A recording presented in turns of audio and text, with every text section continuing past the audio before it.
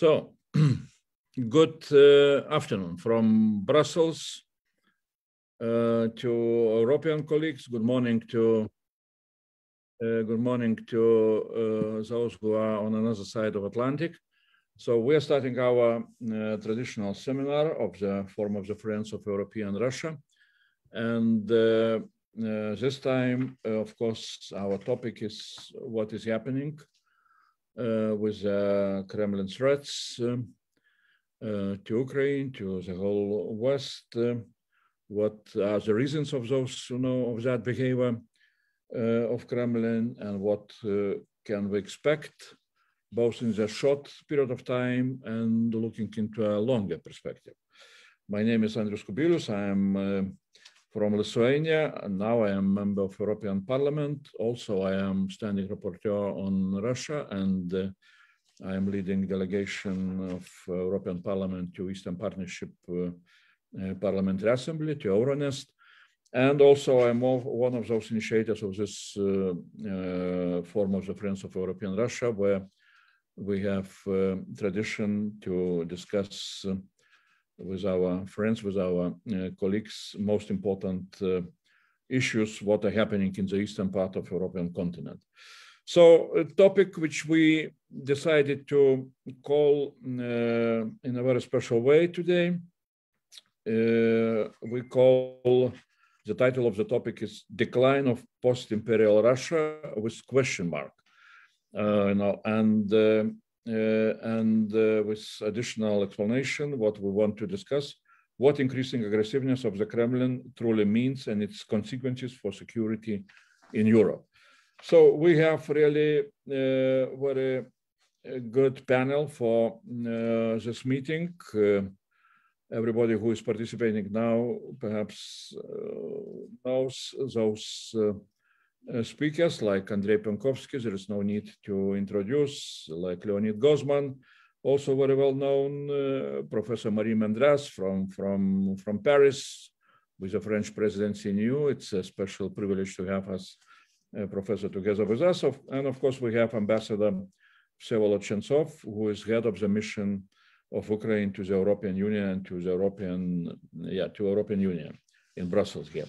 So we have really a very good panel, and that is why I have really big interest to start our discussion on this topic. So what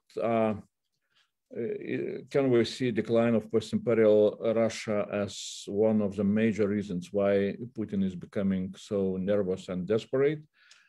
In one of my recent small pieces, I called Russia under Putin as a new sick man of Europe, and that we are facing such a situation, and we can just guess what it will mean for us looking into the perspective, and then really. One technical remark, there is translation from English to Russian and from Russian to English, but all the speakers were agreed that we shall use English language, and the questions should be put on the chat, and I hope that we shall have enough time also after initial presentations also to have good exchange of opinions, answering the questions from the audience.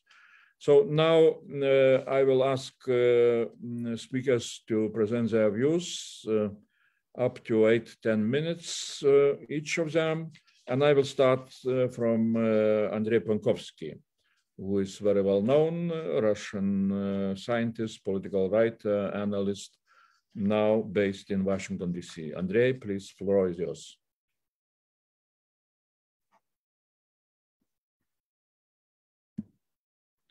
You are still muted. Unmute yourself. It's okay now? Yeah, okay. Well, what does Putin aggressiveness mean? Well, unfortunately, many Western leaders claim that we don't understand what Putin wants. Among them was President Biden at his latest press conference. But it's not true. We know very well what Putin wants. He declared it many times. He wrote a huge academic article on this subject. He wants elimination of Ukrainian state. He denies the mere existence of this state. It's artificial configuration created either by Lenin or Austro-Hungarian general staff. And he denies not only the existence of Ukrainian state, but existence of Ukrainian nation. We are the same people, his favorable formula. And this is not the only objective of Putin's diplomatic and military assault. His ambition of so-called mobilization group in Kremlin, the group of his close entourage, is to avenge for the defeat of Soviet Union in the Third World War, Cold War, and to restore domination of Russia, at least of Eastern Europe. For the first time, they claimed its objective openly in their ultimatum to NATO and to the United States. Some people describe their outrageous and crazy demands as trolling of the West. It's not trolling. It's first presentation of their program. They demand in the ultimatum the destruction not only of Ukraine, but 14 new members of NATO. As he put in Russian, "Собирайте манатки и убирайтесь," NATO should leave the 14 countries. NATO can't leave these 14 countries because these 14 countries are NATO. How West is reacting to this demand? As one person from other side of Atlantic, as you noticed, I shortly report you about events in District Columbia. For half a year, since the summit, Putin-Biden summit in Geneva, we're watching a dramatic fight in Biden administration and his entourage between two lines. His national security assistant Jack Sullivan line. Sullivan is a classical in European form, classical Putin Versteiner, and he used maximally his influence on President Biden to promote this policy, to understand Putin concerns, to help him to make Ukraine to fulfill Minsk agreement and Putin interpretation and so on. And another line demonstrated by State Secretary Blinken and Defense Minister Austin, the line of support of Ukrainian independence, territorial integrity, and support its resistance to Russian aggression. The most dramatic, this fighting demonstrated itself last week after a very unfortunate press conference of President Biden, which provoked indignation of American political class immediately after its end. The White House was bound to make several so-called clarification, denying the most unfortunate points of of Biden's speech. And it's the problem which we see not for the latest half year, but I would say for the latest 12 years.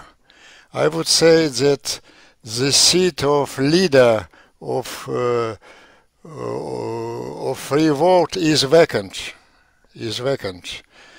Neither Obama nor Trump even considered themselves as leader of revolt. From different positions, one from leftists and another from right, they followed the same course. They withdraw America from the vote scene, abandoning this role of revolt leader. Obama was educated in the sense that America is guilty before people of the world for its imperial crimes. America is too bad for lead the war. Trump started from the opposite position, that America is too good, and these Western American allies exploited America. But the result was the same. Leaving the role of leader of the free world. Biden came to power on the program to restore himself in this role, but unfortunately his steps were very unconvincing. And in this situation, this very dangerous situation for the world, I would emphasize the role of his Secretary of State, Antony Blinken, especially in the latest day. After Biden press conference, he, in his 3 consecutive brilliant speeches in Kiev, then in Berlin and in Geneva, and his press conference after meeting with Lavrov,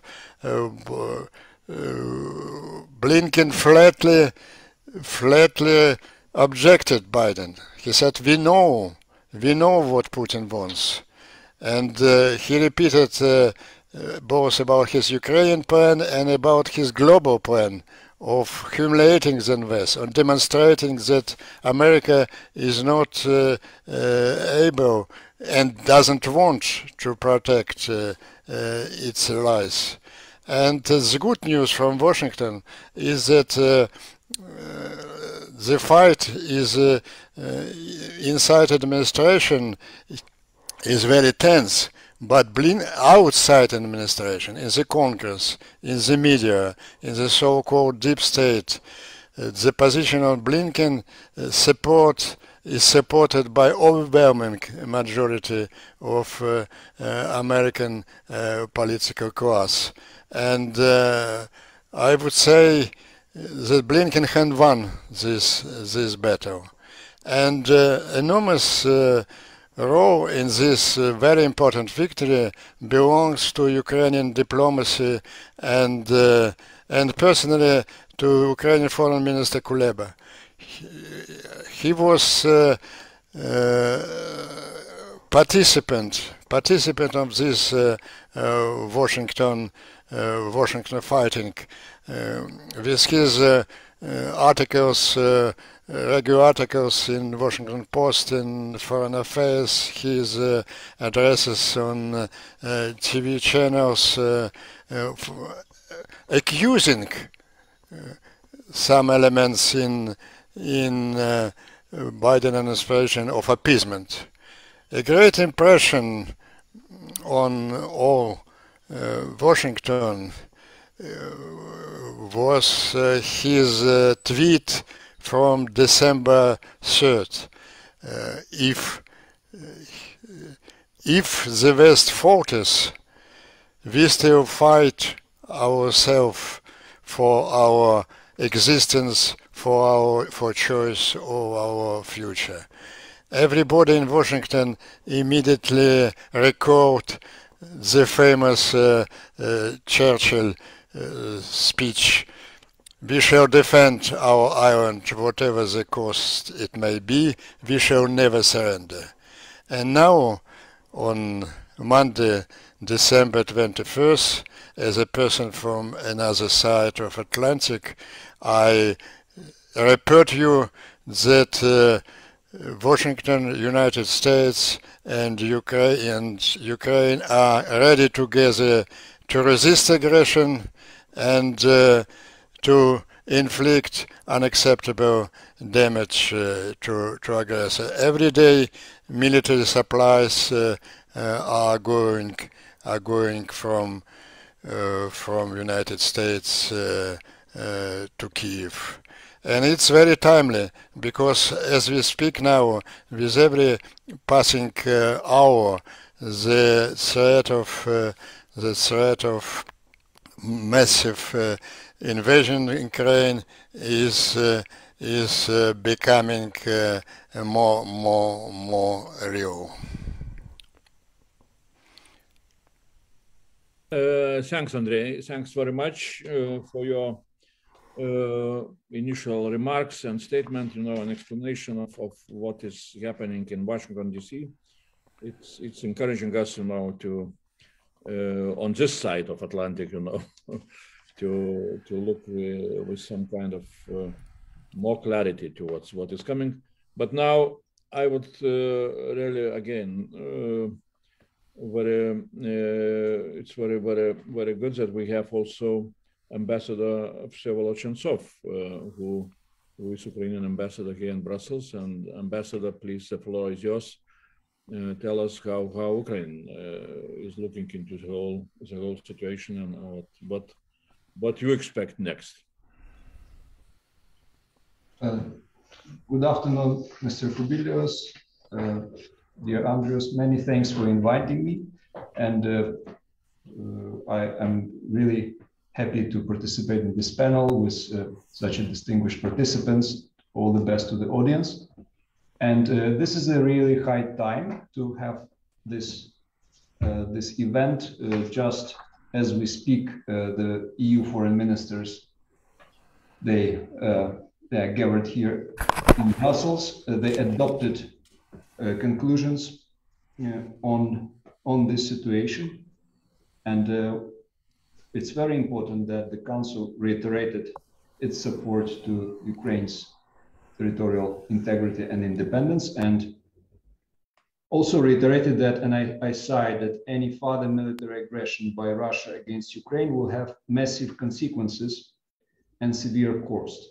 And Council is quite specific, mentioning that this would include a wide array of sectoral and individual restrictive measures that would be adopted in coordination with partners. I would like to emphasize that there is a great deal of evolution of the position of the EU and individual member states. And if you remember, there was a favorite mantra to call this crisis situation in and around Ukraine. So nobody called the situation this way any longer. And everybody understands that it's Russia crisis, not Ukraine crisis. And it took, unfortunately, 8 years for many in this city and in other capitals to apprehend what is really going on. Definitely it is important, and I'm referring now to what Andrei Piontkovsky mentioned, to understand the motives and intentions of the Russian leadership. At the same time, we have to also to take into account that what is already happening, what Russia is already doing, it's a violation of the UN Charter. And so it's simply called a threat of using force. So it's already this situation without any further aggression should be addressed on the level of Security Council, on the level of United Nations. And Russia should already pay the price for this situation of instability in Europe and also on the global level of instability, markets already react to this situation, both in Ukraine and also as far as we know in Russia. So not only Ukrainian people are paying this price, but also Russian people. So what is doing Kremlin is now, as we see, is contradictory not only to the interests of Ukraine and other countries here in Europe, but it contradicts genuine interests of the Russian people, of the Russian society. And this should be addressed both by the European Union, but also by the stakeholders in Russian Federation itself. But what is going on now, it looks like the international agenda is hijacked by one player, and we need to be very serious and address this issue. And against this background, I would like to praise once again European Union and our partners for this constant attention to the issue.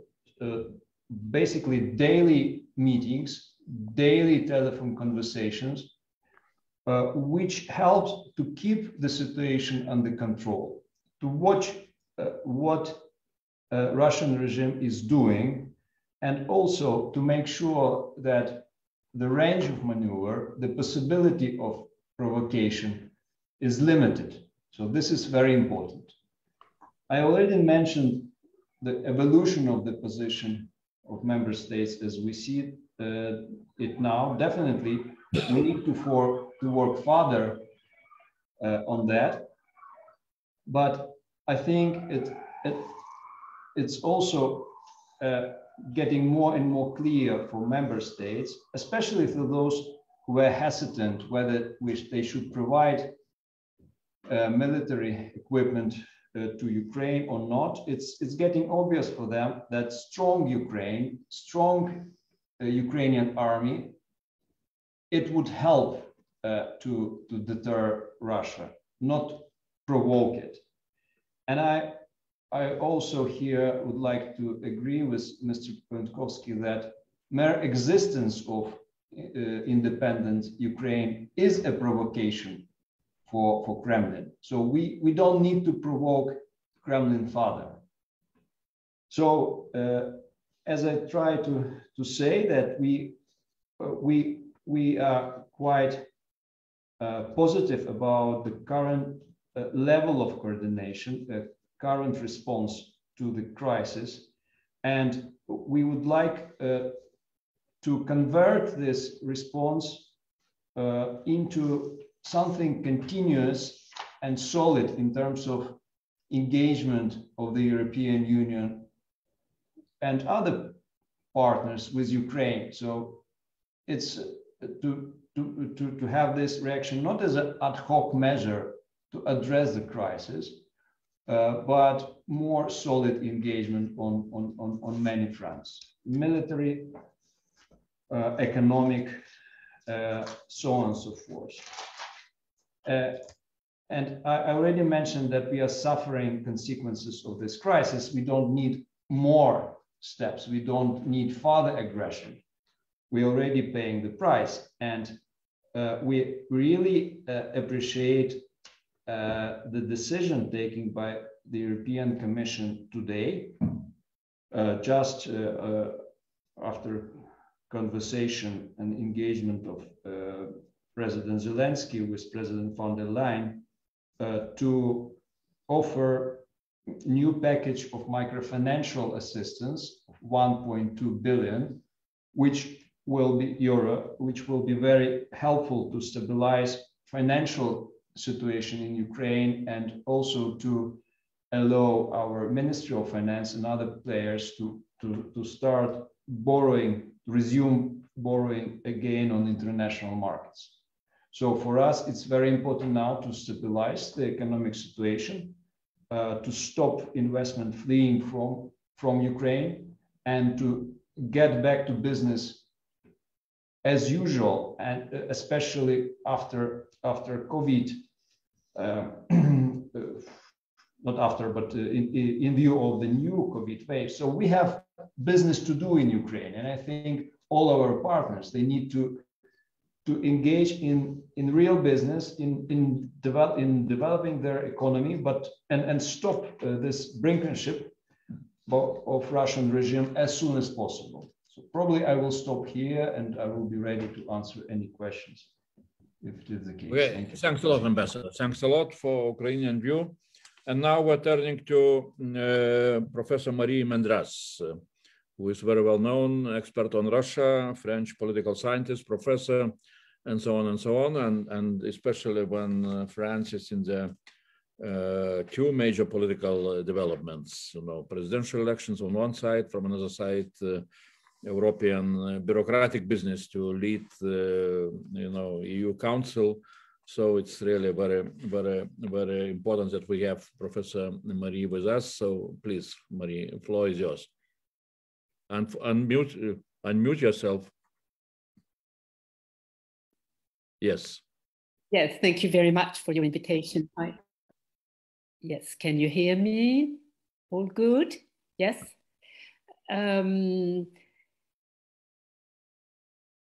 I think the starting point is that Putin's war scare against Ukraine, which is the second one this year, there was one last spring already, is already warfare in many ways.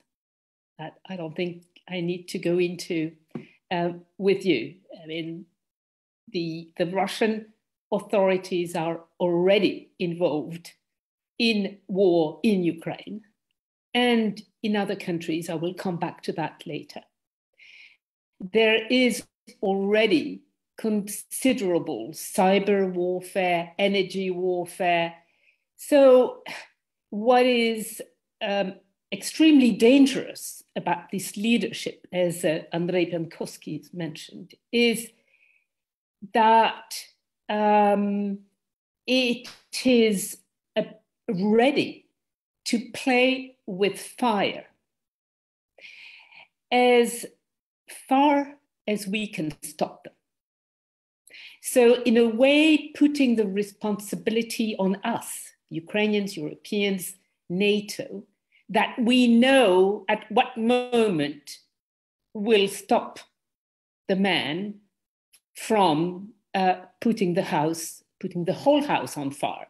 Not only Ukraine, but other neighbors and Europe. I'd like first to go into how dangerous the regime is. Not so much the war scare, but the regime itself. The Putin regime has become a very misinformed, non-transparent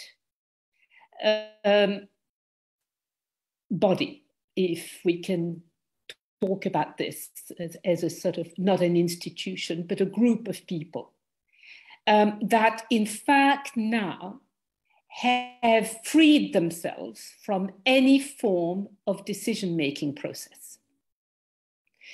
I am incapable to tell you how decisions may be made in those circles in Moscow. And I'm sure none of us knows, because it is never debated. You no longer have any, even a summary of a government meeting. So the lack of decision-making creates unpredictability and is very threatening, not only to Ukrainians, but also to the 140 million people who live in Russia. Because when an over-militarized, corrupt, unaccountable group of people do not explain how they make decisions, but keep sending signs, signals, memos to their subordinates in the military or administrative institutions. Who knows how the man on the ground understands the indirect order?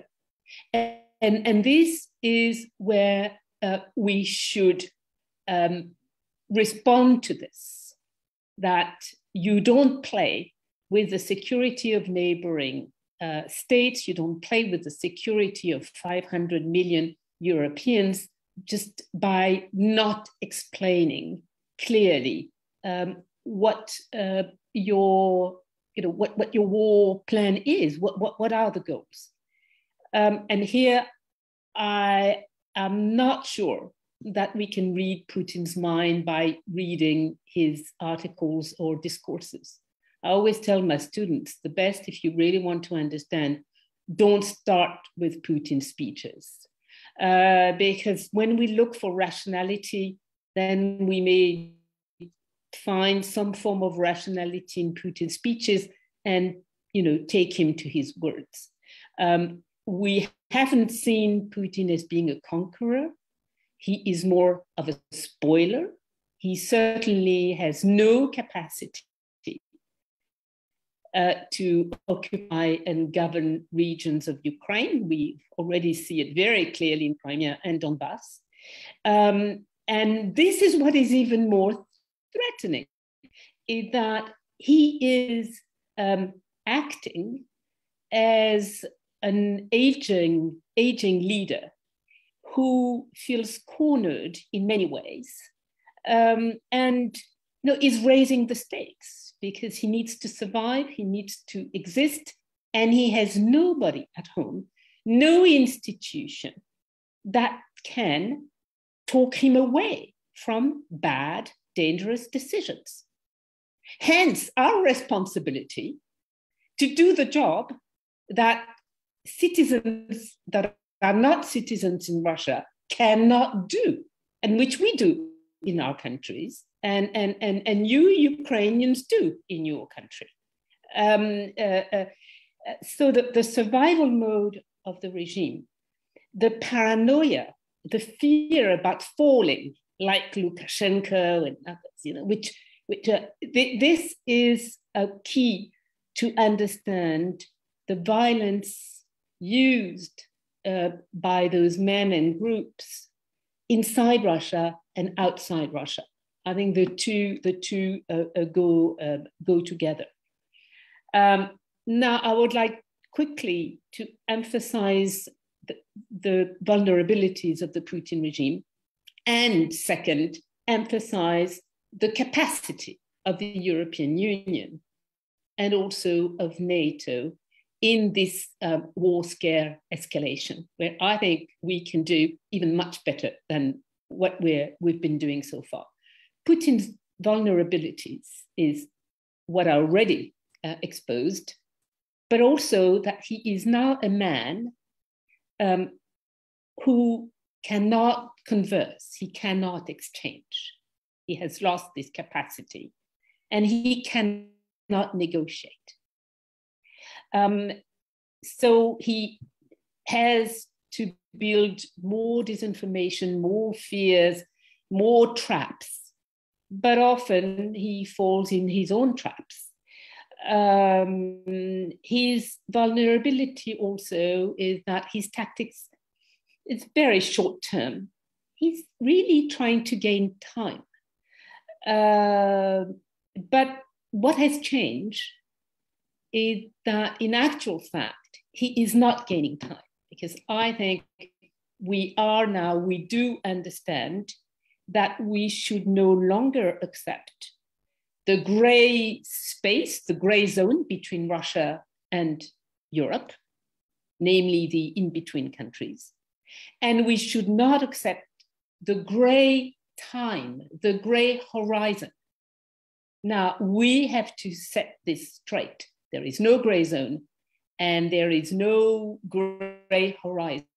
We know exactly what we need to do and that we cannot wait for the insecurity of Ukrainians, Belarusians, Moldovans, Georgians to settle and then become a sort of, a zone of no rule of law, no right, and very weak sovereignty, very weak sovereignty. I think also one of Putin's vulnerabilities, of course, is what's happening inside the country: economic crisis, social discontent, repression, a strong opposition, the need to try to get rid physically of opponents, etc. And I think the most threatening vulnerability to Putin's system outside is that they no longer have a sphere of influence. They've destroyed it. They've started with Georgia and Ukraine and Moldova. What we have called frozen conflicts, in fact, that's certainly not frozen, but simmering conflicts.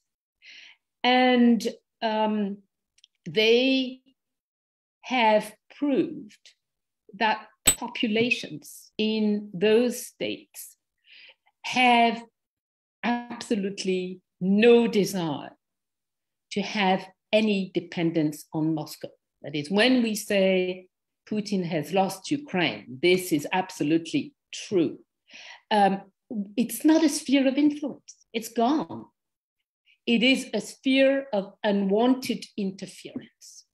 And because this is the shared neighborhood with us, the EU and NATO, we have the absolute right and commitment not to let the situation get out of hands inside those 6 countries where about 1 million people inhabit.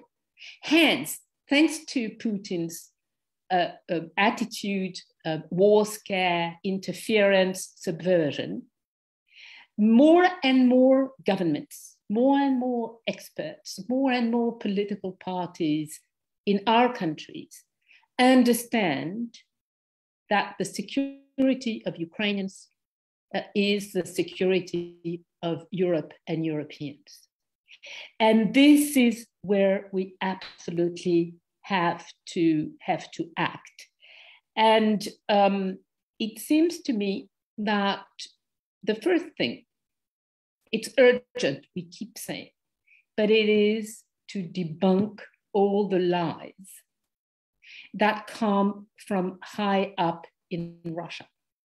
This is important because I'm often interviewed in the French media or Francophone media. And I'm always asked about, but Lavrov said this and Putin said this. And I cannot just say where they're lying to us. It's not enough. For example, Lavrov's press conference of last Friday was absolutely intolerable.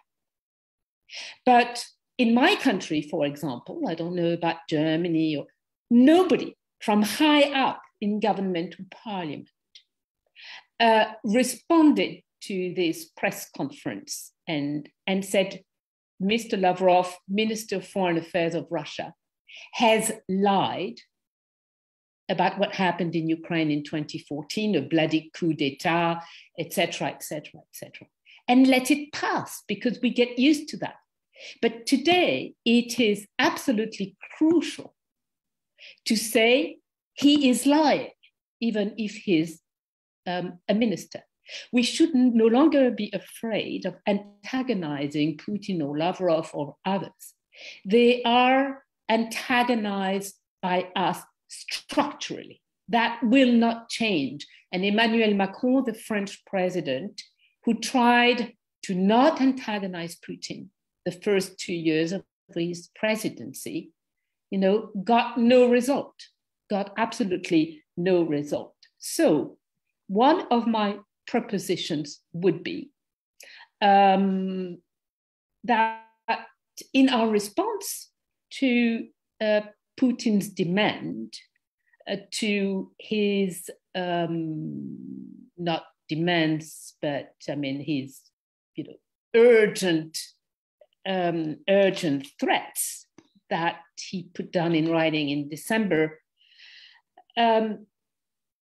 would be to respond, not only by opening other subjects of discussion, and of course not respond to what we don't have to respond to, but also say, okay, you are worried about your own security and the security of Ukraine and Russians in Ukraine. And well, we are concerned about the security of people, human security, and the security of our states, of our organizations against your warfare, cyber and etc., and your occupation of territories at the border of Europe.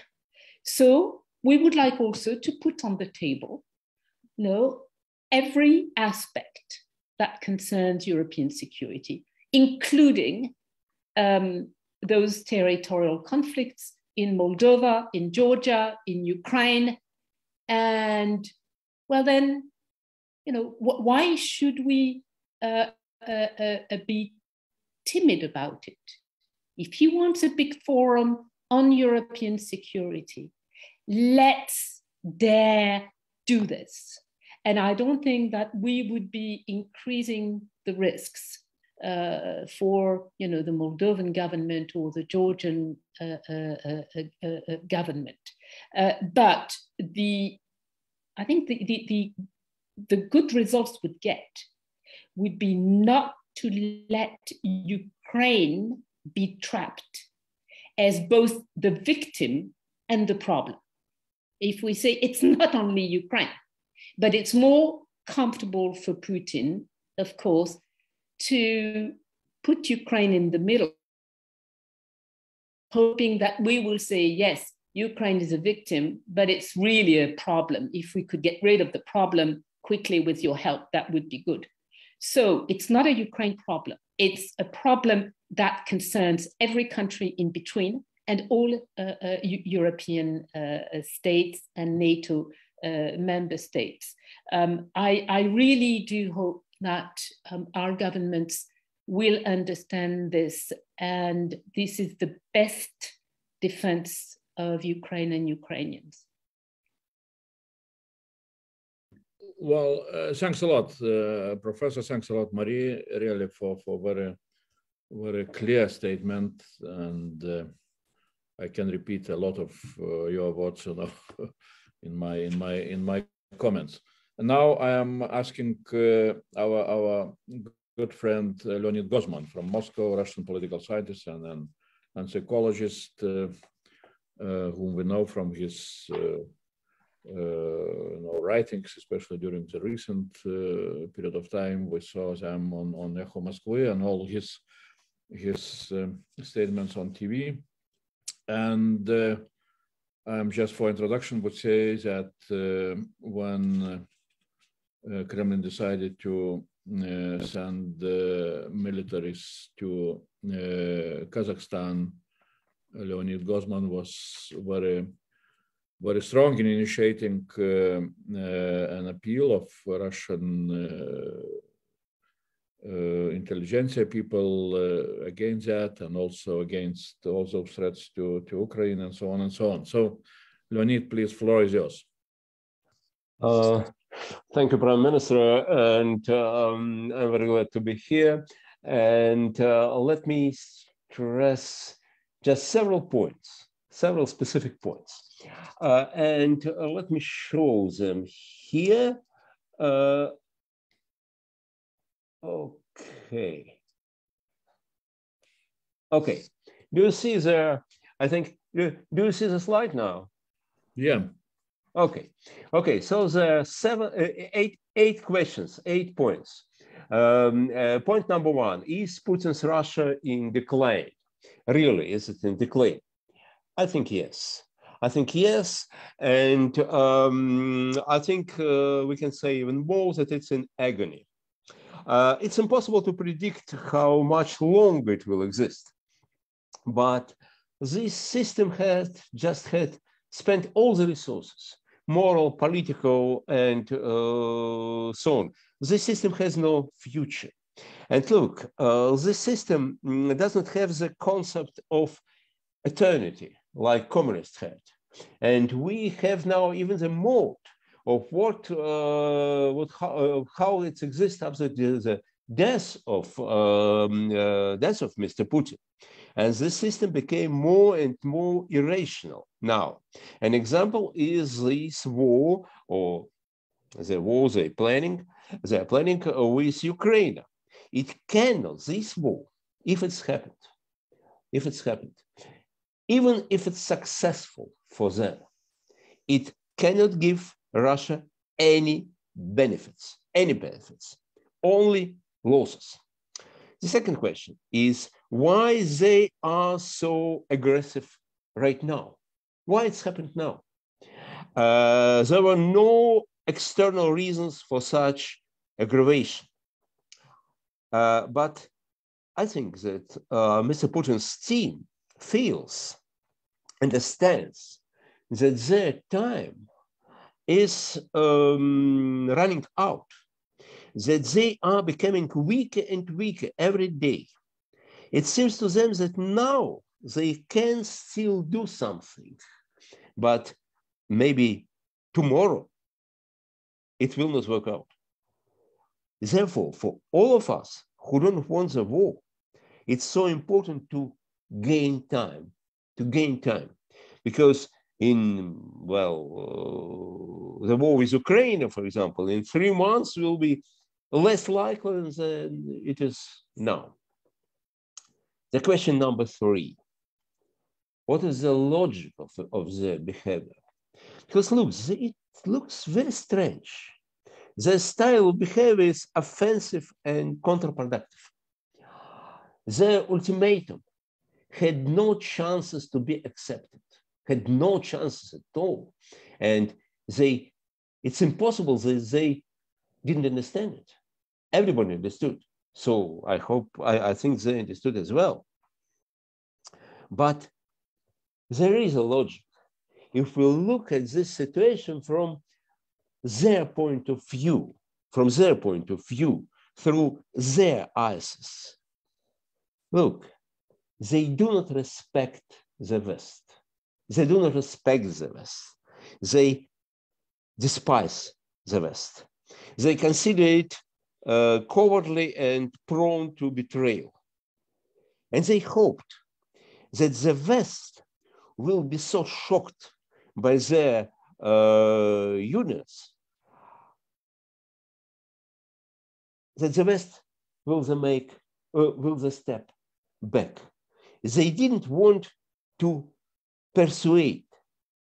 They wanted to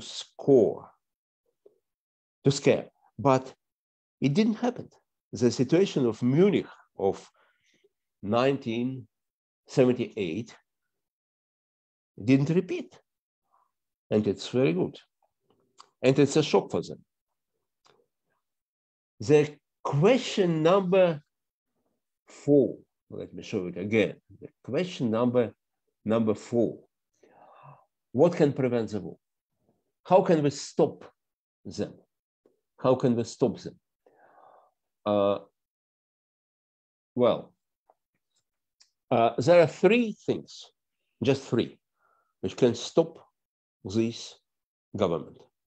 Number 1, sanctions. But keep in mind, please, that the economic losses and the decline of the level of and the quality of life of people will not stop Mr. Putin. But sanctions against his close friends, those who surrounded him, they could be efficient. Only they. The second thing which could stop Putin with this war is a fear of human losses. Putin's electorate will not forgive him if their sons and grandchildren return home in coffins. They will not forgive him. And the war can be prevented by any decision that allows Putin to save the face.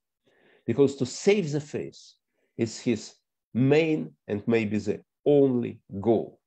If he finds a solution when he can say that he is a winner, maybe it will prevent the war, maybe not. What are the threats to, where are the threats to Russia coming from? Are there real threats for Russia? Of course, yes. Of course, there are real threats for Russia, but they are different for Putin and for the country. Putin is threatened not by NATO, not by NATO.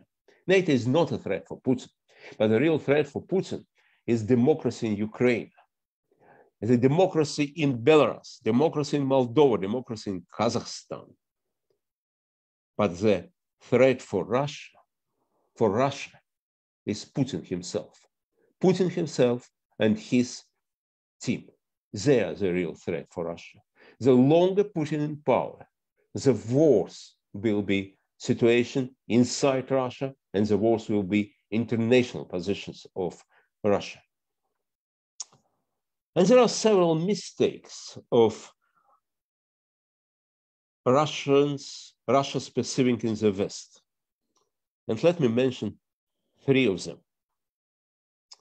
The mistake number 1, some people in the West, not those who take part in this panel, but many people in the West, unfortunately, they overestimate Putin's power and support inside the country. Ratings in the authoritarian system mean nothing. Example of Kazakhstan, 99% of Kazakhstan people voted for Nazarbayev. And now nobody is trying to protect him, just nobody. And so it was with the Soviet Union. No one defended it. Those who support Putin today, they do not support Putin as a person.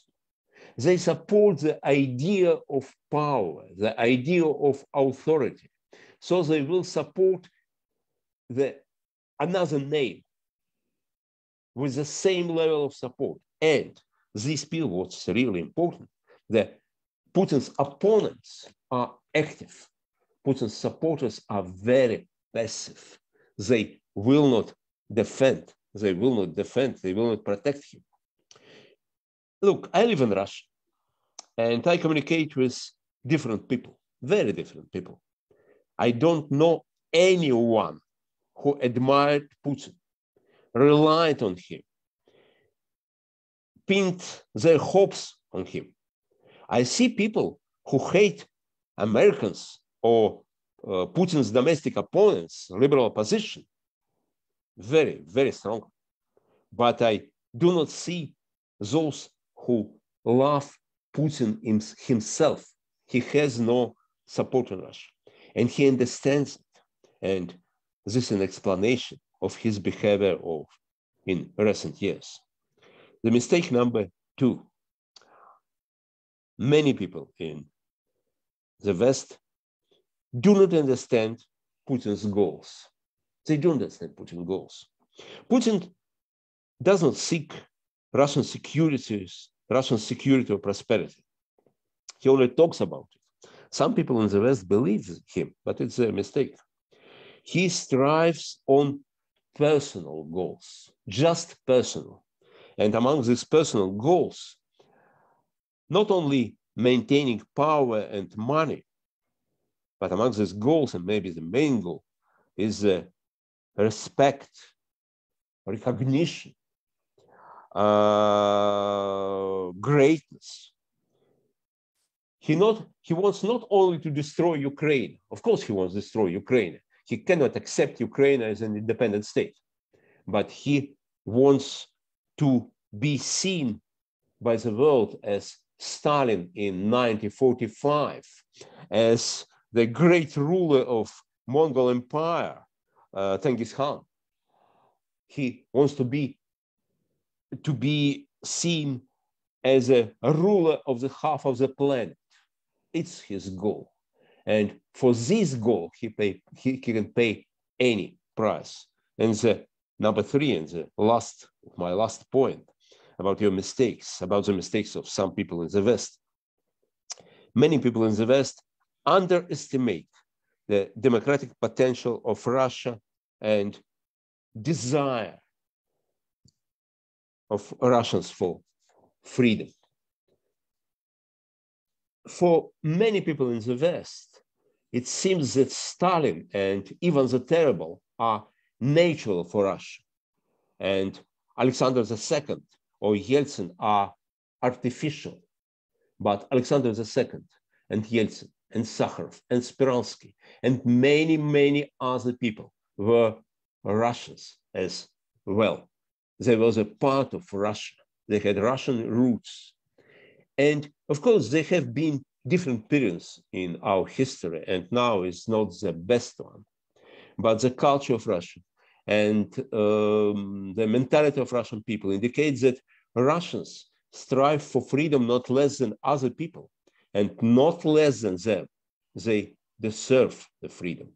Catherine the Great, our prominent empress, said Russia is a European power. And I'm very glad that in the European Parliament, there are wonderful people who understand it, and that they create this group of friends of European Russia, because I believe that Russia, sooner or later, Russia will be the part, the real part of Europe, not only in geographical point of view, but from the political point of view. And I believe that sooner or later, Russia will be the member of European Union and NATO, because it's natural for our country, for our culture, and for people of Russia. Well, thanks a lot, Leonid. Thanks a lot very much for your, again, very clear messages, clear language to all of us, especially to those who are, in so-called West living and doing our jobs. Now, again, I would urge audience to put your questions into the chat. There are several of them. And I will use opportunity, just a few minutes to say also a few words, since my job is not only to manage seminars like this one, which is really very good, as also we have had earlier, but also I have a responsibility to be a standing rapporteur on Russia, and with all those developments really, which we see, unfortunate developments and scaring developments. Of course, in the European Parliament, we are discussing what should be our answer, what should be, how we can stop, this aggressive behavior of Putin, and also what should be our long-term, strategies. We need to understand, what are the reasons why really Kremlin is behaving in such a way as we see now, and also we need to see what kind of strategies towards Russia, towards eastern neighbors of Europe we need to implement in order really to have in a longer term different situation on the European continent. And again, thanks to those seminars, a lot of ideas which we are trying to discuss really were born in those seminars. And when I'm listening to the speakers, I see how many very common, ideas and common views we have in between of ourselves. So, and in addition to that, again, this seminar was a good opportunity for me, for myself, to look a little bit, and to try to consolidate some views which are very much needed for us in Brussels, for us in the West, in order really both to understand Russia of today and also to understand what kind of policies we need to have. And that is why I put just yesterday one small piece with a very special title, 10 points for an answer to Putin's threats. Well, I tried to answer to first of all, to very similar questions, what Leonid put, on the screen, but also to try to look in a little bit consolidated way, what should we have in our agenda, looking also into the future. So if Mante can put on a chat my 10 points, I will try to be very brief in explaining. First of all, I think that we need to repeat to ourselves how we understand a Russian situation of today. And I'm repeating my very simple, understanding that I see that really Russia is a European post-imperial country where empire collapsed just in 1990, and all those, processes, psychological, nostalgic, and so on, they are still continuing in Russian society, and also they are used by Kremlin authorities. But that means that the country, which is not able to overcome those, post-imperial syndromes, is becoming weak and weak. And that is why I called in my first point out from those 10 points that Russia under Putin is a new sick man of Europe. Where you can see very clearly that loyalty of the people in those authoritarian post-Soviet countries is disappearing to authoritarian regimes. We can look into Belarus, we can look into Kazakhstan. We can see the same happening in Russia itself. Just if you look into election results to Duma, what Sergei Shpilkin have shown, that only 30% of people voted for Kremlin, Единая Россия party. That is really very clear symptom. And I agree that also, Kremlin is losing its geopolitical influence in neighboring countries. I agree absolutely with Marie. That is what is happening, and that is what makes Kremlin more and more nervous. So those are the features of the regime of today, and that is what we need to have in mind. It does not say that we should be over optimistic about what can come next. Sick man of Europe, can start to behave in a totally irrational way, and that can create a lot of dangers for all the neighbors and all European continent. But we need to see that this nervousness and desperation is coming from, perhaps from that feeling in Kremlin, where they are starting to understand that their power is going to diminish. And if to include into all that list, that loyalty of the people to authoritarian regimes is disappearing, that power, geopolitical influence on neighboring countries is going down. In addition to that, if to add Green Deal, European, plans to cut import of gas, of course, not tomorrow, not the day after tomorrow, but in the longer term future, I can imagine how in Kremlin they are starting to be really more and more nervous and more desperate. That is what we need to have in mind. Now, second, what should the West do in such a situation? In my view, we need, first of all, again, I'm not a defense or military specialist. For me, it's not so easy to understand how we can deter Kremlin from his threats, irrational and sick man threats to Ukraine. But if you look into the longer term, we need to see again very clearly what can bring new security architecture, new security structure on the European continent. It's not dialogue with Putin. I do not see what dialogue with Putin can bring from that point of view, looking into longer term future. Again, I can repeat here, what Leonid have said, future of democracy in Russia, can bring really the biggest changes on the European continent from security point of view. I will not elaborate anymore, but you can, if you will try to imagine how security on the European continent would look like if Russia would become democracy. For me, there is not enough fantasy to describe what a different picture we would have than on the European continent. And that is where, again, we need to repeat to ourselves that our authoritarian Russia under Putin is, unfortunately, for time being, is the biggest threat to European security. That is what sometimes is missing in our European, discussions in European, evaluation of what is the biggest threat.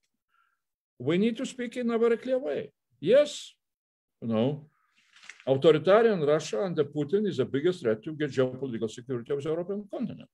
And that is to what we need to react.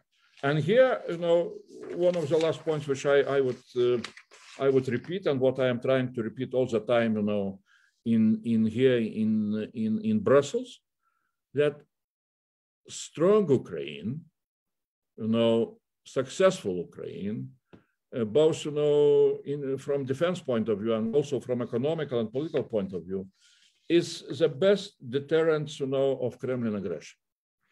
Weakness of Ukraine, weakness of the West, is exactly what would provoke Putin to continue with his threats if we shall not be able to show our strengths. And in addition to that, I would say in a very simple way, looking into the future, what kind of lessons we need to learn from this, Putin aggressive, initiative, which are repeating, one in spring, one in autumn, and so on and so on. We need to see very clearly that if we understand that, authoritarian Putin is a threat to European security, if we understand that, strength of Ukraine is, exactly what can deter, Russian aggression. So I will not speak about NATO, and so on. I think that, again, this is delays in that question is quite a mistake from geopolitical point of view. But we should not forget about integration towards EU. That is what EU can do. If NATO is, NATO, I can, well, of course, a lot of the same members are both members of NATO and EU, but EU should not forget about its own possibilities and responsibilities. EU is not so strong in hard security, but, in soft security, EU has a lot of power through integration, to create successful economical and political and democratic developments in the neighboring countries. And that is what, again, would be, from one side, deterrence to Putin aggression. From another side, it would be a good example to Russian Democrats, that really it's possible. So I will stop here. Again, as I said, those 10 points came as an outcome of inspiration which I'm getting from all our seminars, and also as a preparation for this seminar. Now we have 11 questions after, and I would like to ask, I don't know, I will not try to read all of them. I see, first of all, the first one was Dmitro Shkurko from Ukrinform to Ukrainian ambassador. So I don't know, Vsevolod, Ambassador Vsevolod, if you read that question, I can just read. Is announced today additional EU assistance to Ukraine was unexpected, and what direction it will be used for? And follow-up, what steps could and should Ukraine itself make to be prepared for a new Russian aggression? So, Ambassador, those are two questions for you, and then I will try to put other questions, please.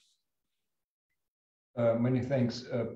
Basically, this macrofinancial assistance will help to stabilize financial system of Ukraine, and well, taking into account previous experience, those resources, they go to the Ukrainian state budget and then managed by the Ministry of Finance and according to the needs of the country. But as I said, the main purpose is stabilization. Regarding the readiness of Ukraine, it's probably for the military aggression. So once again, I would like to emphasize it's 8 years, almost 8 years, we are in war with Russia. And we we defend our country. Definitely, there is an extraordinary situation, and all possible resources in the country are concentrated to get prepared in case of further aggression from Russia against Ukraine. There is a follow-up question I see in the column regarding recent statements, whether Ukraine is ready to move forward militarily to defend its interests, and whether it will be it's something Kremlin awaits. I think the author of the question probably misread the statement of the Ukrainian president, so we never heard that President of Ukraine encouraged Ukrainians to move forward or to attack. To the contrary, we are ready to defend our country, and this is a principal point. If I may, to use this opportunity also to follow up on what was already said by the distinguished speakers, I would like to add one thing, that we really need to call what Kremlin is doing as unacceptable, and we also need to not help Kremlin to advertise the war. So there is no excuse, no explanation whatsoever why this war now could be acceptable or possible in Europe or against Ukraine or in any other corner of Europe. So thank you very much again for this opportunity. Yeah, okay, thanks a lot, Ambassador. I see several questions to Marie. Maybe I can read out quickly 2 or 3 of them that are addressed to me, and I think 1 or 2 are also addressed to my co-speakers. Maybe I'll start with Anders Åslund's question, which obviously I agree with him, that we have to stop talking of a Ukrainian crisis. If there is a crisis, it is more a crisis inside Russia, in the leadership, and this was exactly the point I was making when I said one of the traps that I see and that I've been seeing in recent years is to make Ukraine the problem, and to isolate Ukraine in this position of being a troublemaker that is actually threatening Russia. So we know, of course, that all this is not true, but I know that in our public opinions, in amongst our elites, certainly in France, in Germany, and there still always is a doubt that, maybe things should have been handled differently in 2013 by the EU. Maybe the new government didn't do a good job. Maybe the Russians really have a privileged interest in Ukraine. So yes, Andrus, I think this is what we have to work on, because if we gave in even just a little bit to some of Putin's unacceptable demands, that the next day we'll get more demands. So this is absolutely not the way to go about doing it. There is a question also about, how to respond to military threats. But this is the problem we have, in that the Russian authorities are now using military threats. And we cannot respond by fueling the spiral of war scare. This is not the way we can do it. So the only way we can do it is by reinforcing our defense, NATO defense, and defense in all the neighboring countries, the defense of Ukraine, and making absolutely clear that it is not because we, NATO, or we, the EU, are weak, that we won't respond to military threats by military threats. That is the fact that we will always find other ways of stopping Putin's actions. So I think this is very important. And there is also a question about lies, 2 or 3 questions about what do we do about Lavrov's lies, Putin's lies? How do we deal with that? One of the questions is a bit along the line of the whataboutism. Well, we have Boris Johnson in Great Britain lying. So how can we deal with Russian lies? Well, I think those are 2 very different issues because Great Britain is a democracy, and the government and the Prime Minister in Britain can pay a high price for lying and misgoverning, whereas for Lavrov, Ryabkov, and Putin, lies are not just a cap out or a behavior. It is a system. The system is to get everybody very confused about what are facts, true facts, and the rest. So that's how you get, the populism, the pro-autocratic trends, which is that everybody is lying to us. So now, how to respond to lies and debunk them? I think it is up to our governments to do it.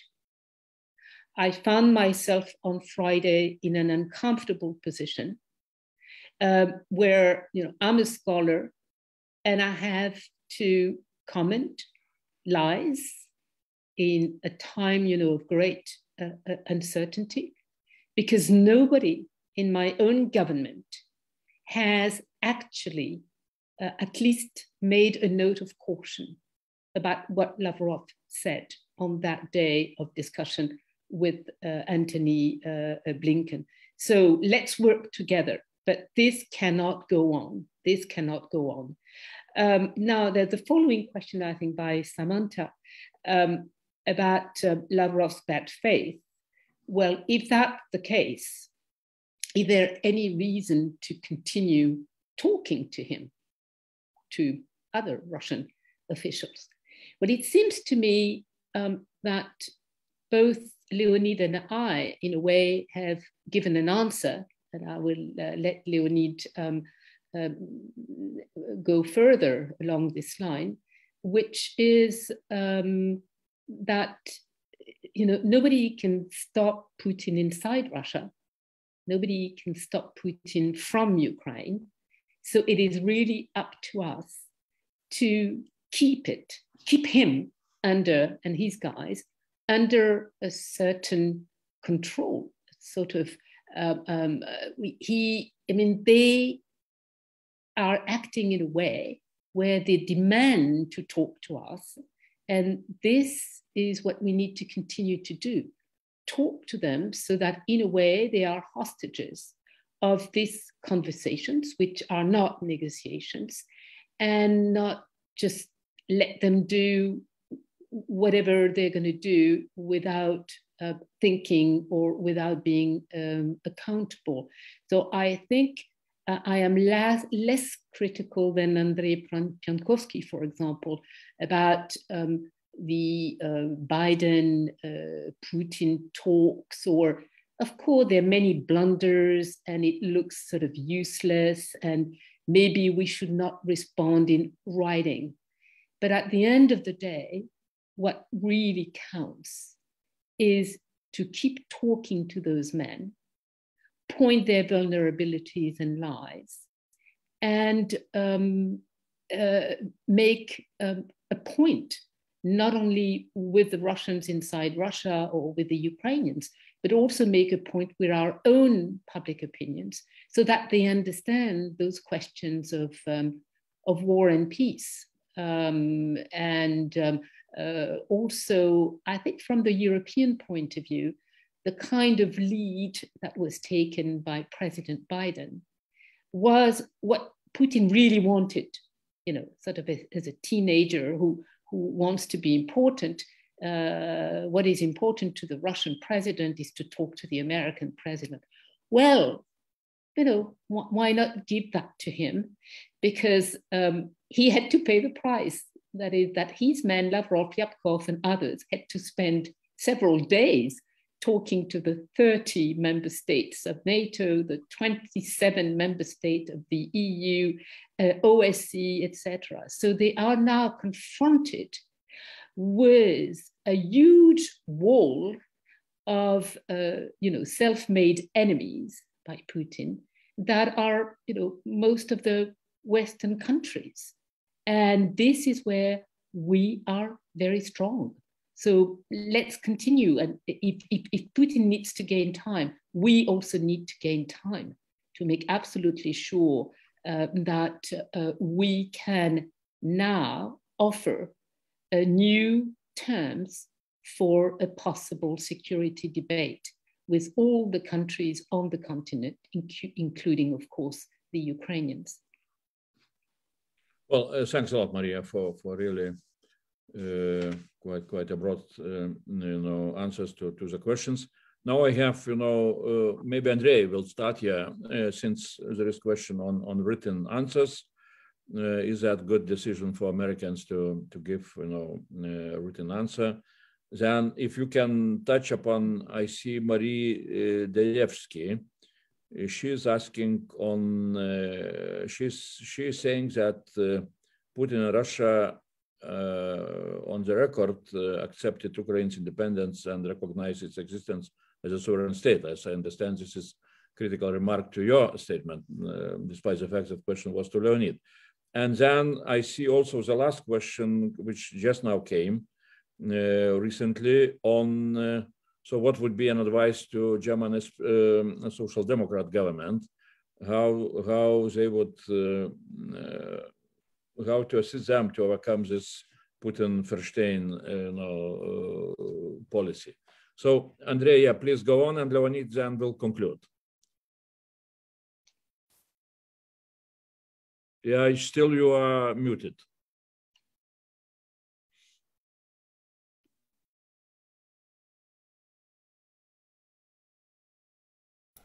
Yes. Okay, now, yes. Yeah, right, okay. Yes, may I use this opportunity to raise one important question.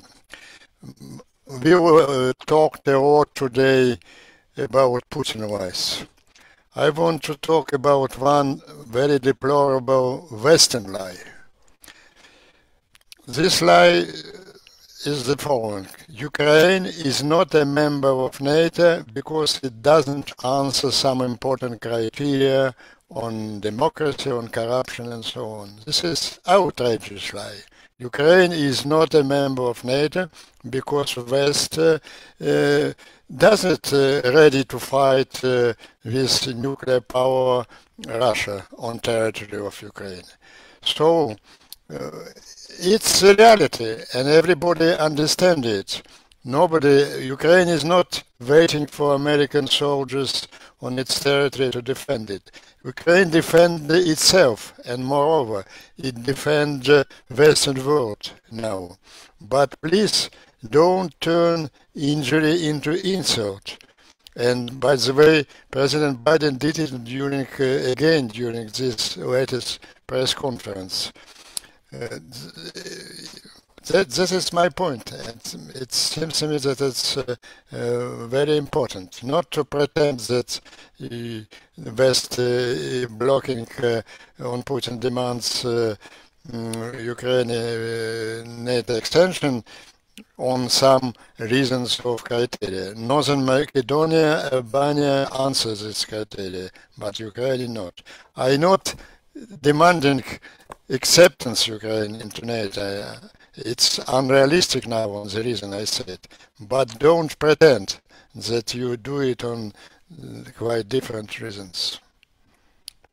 Well, Andrei, thanks a lot for direct, point which we are trying to raise here in European Parliament. That really, the difference in between of Western Balkans and Ukraine is very simple. It's the difference in the distance to Moscow. And they're repeating it again and again. Yeah. Recommend them to stop it. Okay, we shall try. But now, Leonid, please go on. Oh, yeah, thank you, Andrius. So the, I don't know, 2.5 questions or something like this. So let me try to answer. First, I agree with Anders Roslund absolutely that this crisis, it's not Ukrainian crisis, it's Russian crisis. And all these strange, aggressive, dangerous Russian behavior, it's because of the domestic situation of Russia, because of the domestic situation of Russia, because of the state of mood of Russian leaders, and so on and so on. It's a Russian crisis. It's a Russian crisis, and it will be resolved with the resolving of Russian crisis. And I hope it will happen. How to react to the lie? I think that the only adequate reaction to the lie, to say the truth, because there is one privilege of those people who say the truth. The audience understands it. The audience understands it. So I think that it's much easier to say the truth than to lie. And then the question of this lady, I have no honor to know her personally, who said about the falsehood in my short speech. And as I understood her, she said that in reality, Russia accepts the sovereignty of Ukraine, accepts its independence, and so on and so on. Okay, let's forget about the style of this question, but let's speak about the context. Well, let's ask these at least 14,000 of Ukrainians who were killed on their own territory, because my country began the war on this territory. I think it's a very good demonstration of our respect of the state of Russia, respect of the Ukrainian sovereignty, again as annexation of Crimea and so on. So let me just repeat my position, my view is that one of the main problems is that Putin and his fellows, they psychologically, not only politically, but psychologically, they cannot accept the independence of Ukraine, as well as independence of Belarus, independence of Moldova, but especially Ukraine and Belarus. And let me express one request to you guys. I mean, to our Western friends. Let's discuss not only the current situation in Russia. It's very important, of course, it's very important. But do not forget about the long future. Let's discuss the Europe after 20 years, after 30 years, or 40 years, I don't know. This Putin system will go, of course, and very soon. Maybe after him, we'll have not a paradise, maybe we'll have another authoritarian system. But sooner or later, we'll have democracy in Russia. And I think it's very important to discuss, to have a roadmap of Russian-European relationships after Putin, after this dictatorship. let me repeat again, and we wrote it in the letter which Andrei signed with some other prominent Russians, and I am happy to be there, that in long perspective, Russia must be a member of NATO as well as a member of European Union, because it's natural to be together. I hope we'll see it. Thank you.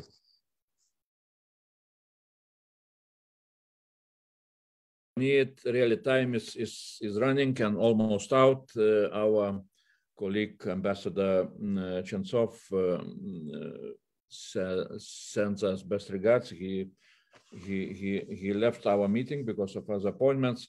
I would like really also to conclude with really appreciation to all the speakers. I think that we are very, very close in between of us in our understanding what is going on and what should be answer of Western community and how we should look into a longer term perspective. I agree absolutely with Leonid.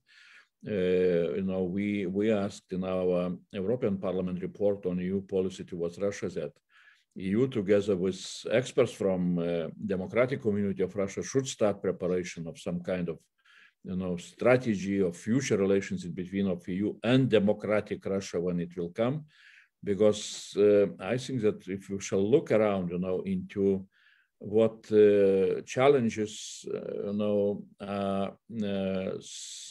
countries are facing when they're turning to democracy.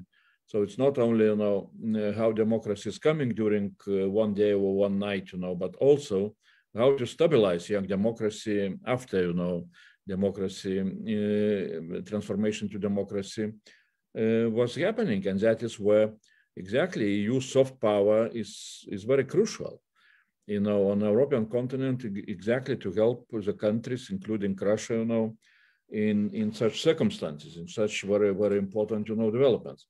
So, but in any case, for time being, we are facing, unpredictable and very desperate behavior of Kremlin, of authoritarian Kremlin under the leadership of Putin. Unfortunately, Russia is suffering because of that leadership. Neighbors are suffering, and all Europe is suffering. But let's hope that things will not go into most tragic way. Definitely invasion, military invasion. I would say that again and again, we need to repeat in a very simple way that it would be really a very huge international crime, and Mr. Putin needs to know in a very simple way. The question is not only about sanctions, what kind of sanctions the West will start to implement immediately after invasion will start. But the question will be very simple about Mr. Putin's personal responsibility, against international tribunal, which would be established in such a case, And that's what future Mr. Putin needs to see with his own eyes. So, dear colleagues, again, I would like to thank all of you, both speakers and participants. We had really very, very interesting and very important discussion. I think that we managed to come to some common conclusions about how situation is looking like and what we need to do in looking into the longer term future. And first of all, what we need to do on the Western community side. That's what is really very important. So again, thanks a lot. Good luck to everybody. Let's hope for peace, and let's hope that pandemic will be over at some time. Thanks a lot. Thank you.